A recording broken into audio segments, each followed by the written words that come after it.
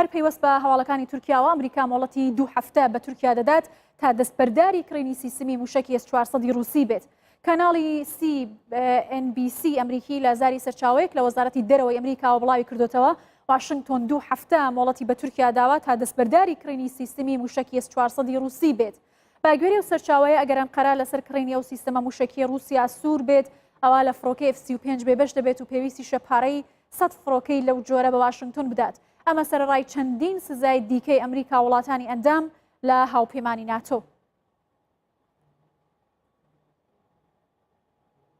وا لە بەرامبەریشدا وەزیری بەرگری تورکیا دەڵێت کە داواکاری ئەمریکا بۆ دواخستنی کڕینی سیستمی موشکی S-400 قبول ناکەن و خۆشیان بۆ گەمارۆکانی واشنگتن ئامادە دەکەن. خولوسی ئاکار وەزیری بەرگری تورکیا ڕایگەاند کە ڕێککەوتنی کڕینی سیستمی بەرگری S-400 و ڕادەستکردنی فڕۆکەی F-35 لەلایەن ئەمریکاوە هیچ پەیوەندیەکیان پێکەوە نییە. گوتیشی تا ئێستا ئەمریکا 4 فڕۆکەی جۆری F-35 ڕادەستی تورکیا کردووە و ئێستاش 47 سەرباز و فڕۆکەوان لەسەر و فڕۆکانە لە ئەمریکا مەشقوڕاهێنان دەکەن و بڕیاری شەمانگی 11 یەکەم فڕۆکەی F-35 بگاتە تورکیا. وەزیری بەرگری تورکیا گوتیشی کە وڵاتەکەی خۆی بۆ گەمارۆکانی ئەمریکا بەهۆی کڕینی سیستمی بەرگری S-400 لە رووسیاوە ئامادە دەکات.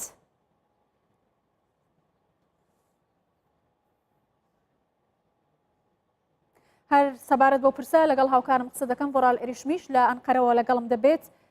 پەیوەندیەکانی نێوان ئەمریکا و ئەنقەرە ئێستا ئاڵۆزی تێکەوتووە بەهۆی کڕینی سیستمی موشکی S-400 لەلایەن تورکیاوە لە رووسیا. ئەوڕال ئەم پرسە لە تورکیا کاردانەوەی چی بە دوای خۆی داهێناوە بە تایبەتی دوای وەڵامدانەوەکان لە نێوان بەرپرسانی ئەمریکا و تورکیا تا چەند دەتوانێت گەمارۆکانی سەر ئەمریکا کاریگەری لەسەر ئەنقەرە سەبارەت بە پرسی کڕینی موشکدا بێت. بله گلباخ جالی رایدرین ترکیه و او داخویانی کجالی آمریکایی و تن دایم با آوای که تندی تن پیشوازی کردن هر وها وزیر کار نوخوی سلیمان سویلو جراگاند بو که اول هم بری گمارون آمریکایی بجنا خو ناتوینن و اوی لبر خوب بدن در هر وها وزیر بروانی ترکیه هولیسی آکارجی دو چالکیه که فتار در راگاند کو اوی بریارن کو موشکن اساسات ج روسیه بکرن او او ریکفتنا بر روسیه راحتی آماده کرن بداوی بویا لبل هفدیتن کو به امریکا راتینا کرن امریکا هر داخل ترکیه دکه کو موشکن اس 400 نکره برام سروی مشار تایبتی جالی وکی واج بحثی کرن قنالا امریکای CNBC درباره وی که در ادعای با پروکری و گوتی امریکای 2 هفته مهلت دای ترکیه کو دوج موشکن اس 400 برده گر کو موشکن اس 400 نه بکره و امریکا گمارون گران سر ترکیه کارگر بکه ابي جالی چپمنیا ترکیه وجی وک موشک گرینگ ته پروکرن او رادر ترکیه جدی بیژن امریکا لهمبری ما چه گماریان کارگر بکجی امی هدیتن خوی به روسیه را گورتر بکن او تکلین می به روسیه را خورتن و امی موشکن اس 400 بکرن اب داخویانی جالی وزیر بروانی ترکیه هولیسی آکار و هات راگاندن هر وها هولیسی آکار داخویانی یک دنج راگاند گلباخ گوت امی دمها جوتمه دا به فرانسه ایران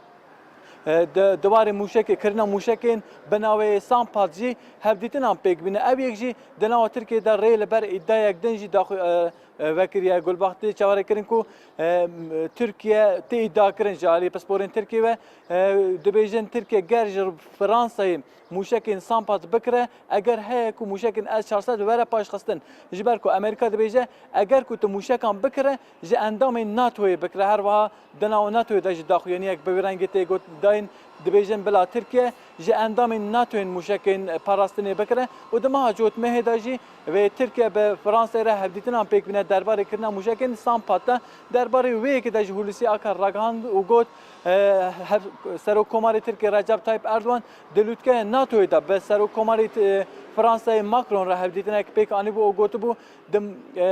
به بریارن کو موشکین سامپات لترکیه جی بجه بکن او ادعای دناو ترکیه دا جه که بالکش گرتیه گلباخ روشن پیشی آمده و زیادتر او مجربارن ناخافتن جبر کو وکی کو وجه بحثی کرد و ادعای چپ امنیا امریکای هیا کو دناو 10 هفته اندگر ترکیه جموشکن اس 400 و نگره اگر هیا کو گمارون گران سر ترکیه بین کارگر کرن هم رایدرن امریکای هم جی وزیر کار وزارتداری ناوخۆیی